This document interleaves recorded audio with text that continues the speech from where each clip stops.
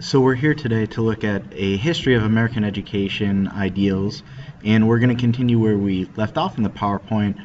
First, we had looked at a history of American education from the common standards presented by Thomas Jefferson to the 1970s, when we had a huge disparity in educational differences with the shopping mall curriculum and a variety of different options available to students, which created some good things and created some bad things.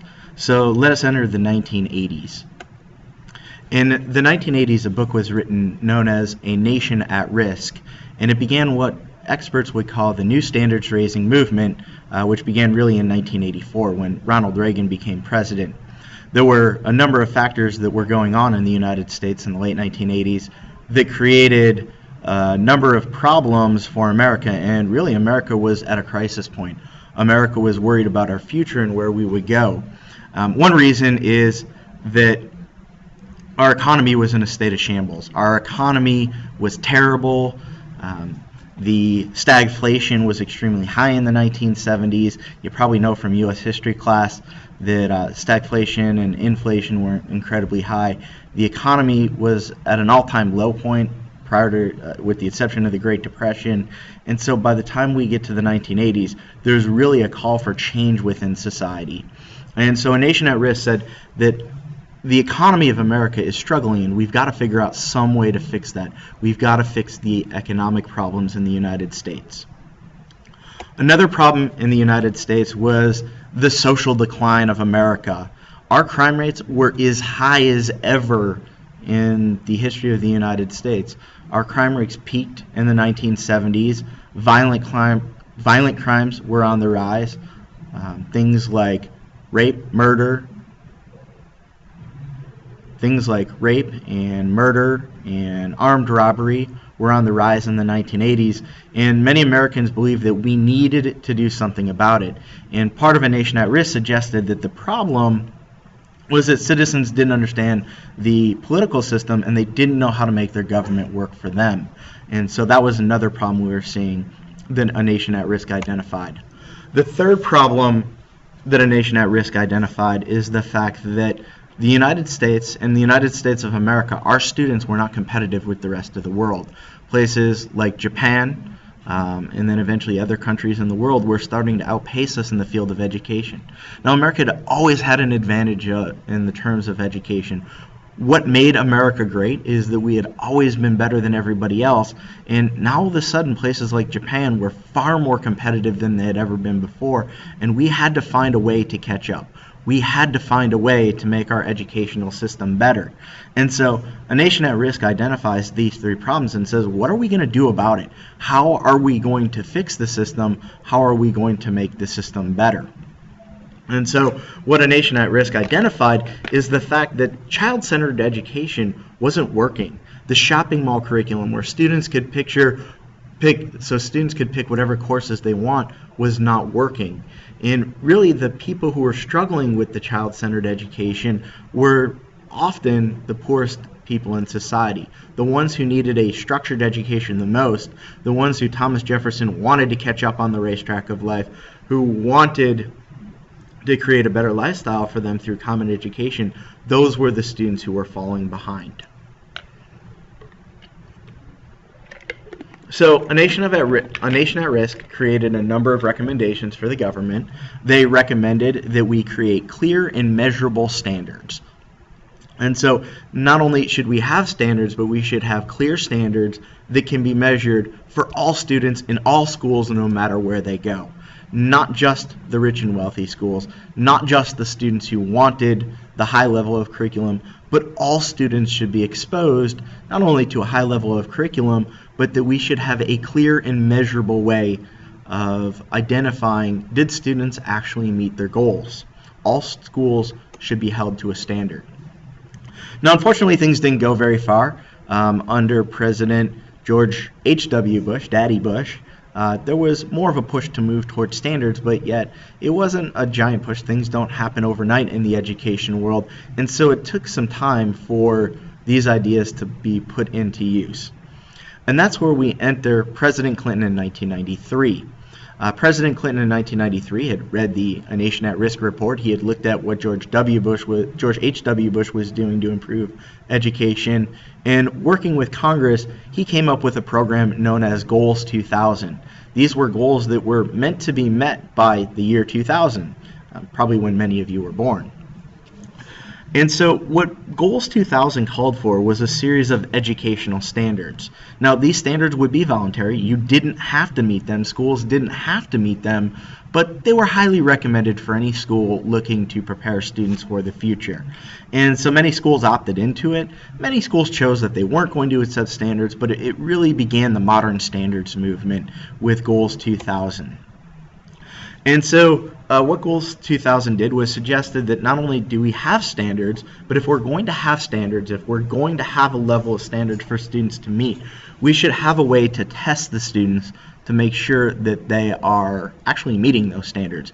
It's great to have a proposal of a lot of ideas, but if there's nothing to measure whether or not your program succeeded, you can see how that might create a problem for students. And so what Goals 2000 called for was nationally supported tests to measure math and reading and grades 4 and 8. So not a complete standard, not measuring at every single level and stage of the game, but at a couple key critical points in the elementary education, we would stop to see, were students meeting the standards in math and reading? Now, of course, schools didn't have to administer these tests if they didn't want to, but because it was a voluntary program, well, many schools chose to do so, and that gave us a better idea of exactly how our students were performing throughout the mid-90s. The problem with this program is it wasn't required. It was something that was recommended, it was something that a lot of districts did adopt, but there was nothing to force a district into adopting Goals 2000. And so when President W was elected, George W. Bush was elected in the year 2000, he made it his goal to really work with the Democrats and really work with people like the Kennedys to improve the quality of education in America.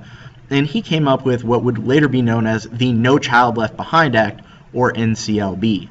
Now, if you were doing any interviews with the interview assignment that we had the other day, you'll note that probably a lot of your teachers had some pretty strong feelings about No Child Left Behind. No Child Left Behind really was taking Goals 2000 and putting mandatory standards to it.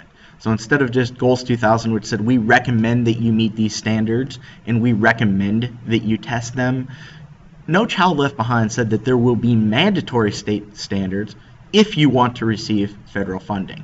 Now, of course, if you don't want federal money for education, we know it's only a small portion of educational spending.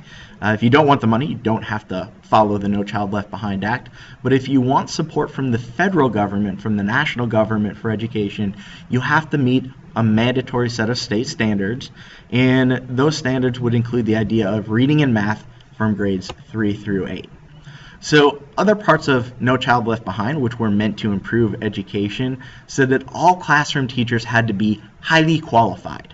Now, usually what this meant is that you have a degree, either a major or a minor, in the subject matter where you're teaching.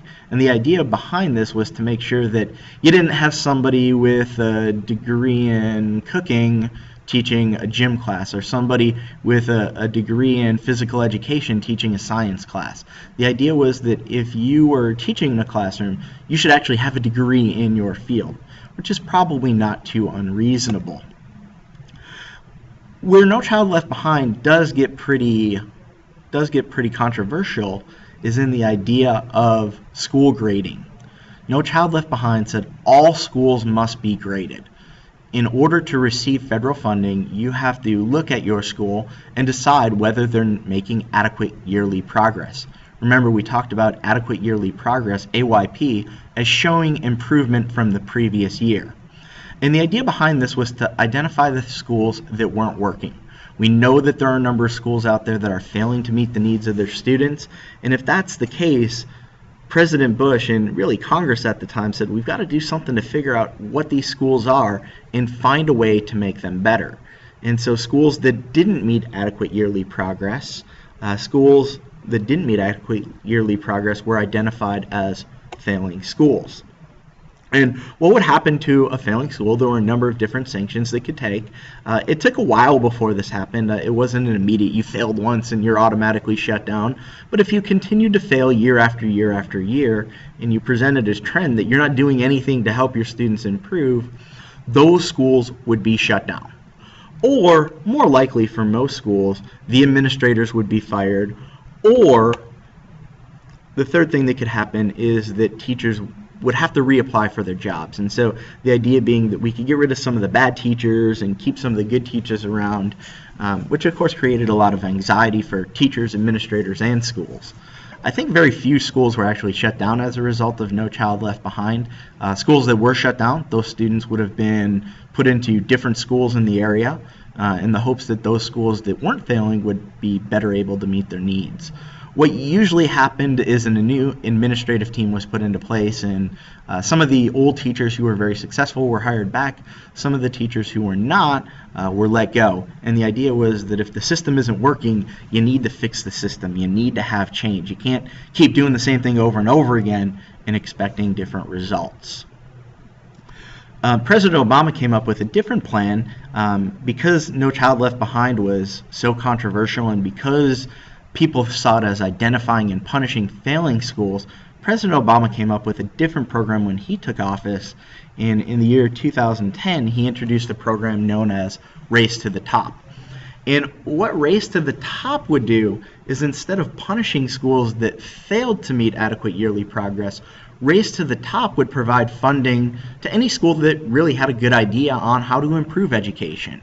And so schools would have to apply for educational grants from the national government, and the government would decide based on the proposal whether or not they qualified for this money. So instead of punishing failing schools, the idea behind Race to the Top was to reward schools that had really good ideas. Now, some of the things that you would have to do in order to apply for these grants is teachers would have to be evaluated on a yearly basis. There would have to be some data provided to show that teachers were doing what they're supposed to be doing. Likewise, there had to be some data, usually from the standardized test, that would prove that students are achieving exactly what they needed to achieve as well, that students were making some level of success. So it wasn't just we're going to give out money for nothing. We based this off of teacher evaluations and student achievement on standardized tests. One of the things that made Race to the Top extremely popular is that it said that there should be merit pay for successful teachers. So for teachers in schools that did meet adequate yearly progress, they should get a raise, or they should get some type of bonus. Just like in the business world, if you're successful, you get a bonus. The idea is if a number of your students were successful in the classroom, teachers would get a bonus. Of course, the downside about this is it didn't exactly say what the bonus would be. So, for example, in my days as a teacher, one of the years my students met adequate yearly progress. They made that progress, and I got merit pay of $1 per year. And so that wasn't always necessarily the great reward that it was anticipated to be. What made the program even more popular is that they said that teachers didn't necessarily have to be certified in order to be a teacher. No Child Left Behind said you had to be certified in your field in order to teach. And Race to the Top said, well, if you're a teacher and you've got enough background experience in a related field or a similar field, you didn't necessarily have to be a certified teacher in order to teach. Now, this doesn't mean that all states changed the requirements. Most states still required a teaching certificate, but at least at the national level, this wasn't a requirement to receive grant money. And finally, there would be no grading of failing schools. Now, again, most schools would continue to rank their schools and identify schools that were struggling, but as part of the national program, the failing schools label was dropped. And so, as we travel through the history of American education, we lead from this. In 100 years, we have gone from teaching Latin and Greek in high school to teaching remedial English in college. And the idea behind this is Thomas Jefferson's dream of a common education and a common set of values for all students has kind of gone up and down and back and forth throughout the course of our nation's history. And we have currently landed at a state where there's sort of an anti-standards and anti-standardized testing movement. And the question that you, ladies and gentlemen of the Senate, of the House of Representatives, have to decide is this really the course that America needs to take? Do we need to standardize education for all students? Do we owe it to our students to give them an equal opportunity, or rather should students be judged on a more individual basis? So I will let you consider that, and thank you for having me here to speak to you today.